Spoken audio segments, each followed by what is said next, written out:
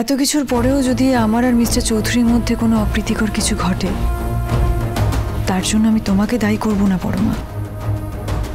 তোমার দিকে আঙুল তুলব না, তোমাকে দোষারোপ করব না পরমা।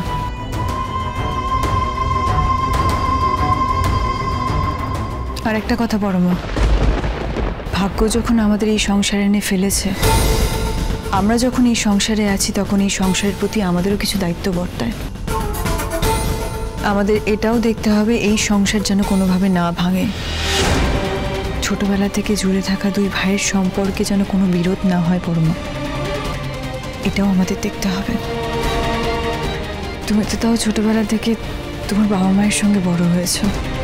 আমার বাবার আর পিসির সংসারটা তো তেমন ছিল না। তিনটে আলাদা আলাদা মানুষ, আমরা একসঙ্গে জুড়ে থাকতাম। বাবা আমাকে সবটা দিয়ে ভালোবাসলেও বাবাও জানতো সবটা পূরণ করা সম্ভব না। তাই এই সংসার কি, পরিবার কি, আমার থেকে তুমি বেশি বুঝবে পরমা। দেখো, এই বাড়িতে যাদের সম্পর্ক যেমন আছে, সেই সম্পর্ক যেন তেমনই থাকে, কোনোভাবে যেন এই সম্পর্ক না ভাঙে।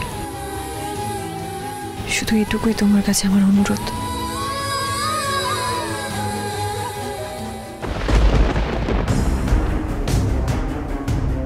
কেউ আমাকে বুঝবে না, সংসারের মূল্য কি সেটা আমি বুঝি। আমিও চাই একটা সংসার, কিন্তু আমার মতো পরিস্থিতিতে যে না পড়ছে, তার পক্ষে বোঝা সম্ভব না যে আমার মধ্যে কি ভাঙচুর চলছে। অনেক কথা বললে তুমি আমাকে, বোঝালে, কিন্তু আমার অবস্থাটা বুঝলে না। বুঝবেই বা কি করে? তুমি তো আসলে কেউ নও আমার। পরমা, এসো, ওরা অপেক্ষা করছে।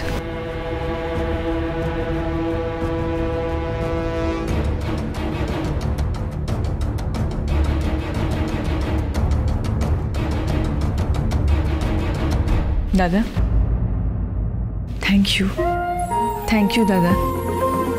আমার সত্যি খুব ভালো লাগছে তুমি পরমার হয়ে কথা বলেছো।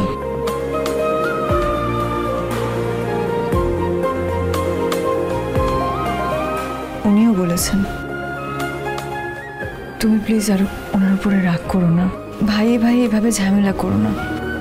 আর এখন তো আমাদের ভালো থাকার কথা, কারণ আমরা সত্যিকারের ভাই বোন।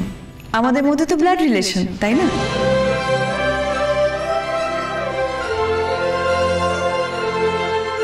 আমার খুব গর্ব হয় যে আমি তোর দাদা।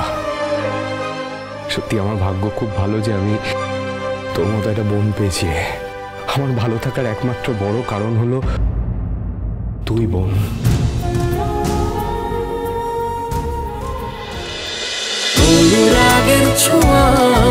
অনুরাগের ছোঁয়া সোম থেকে রবি প্রতিদিন রাত 9:30টায় স্টার জলসায় ও জিও হটস্টারে।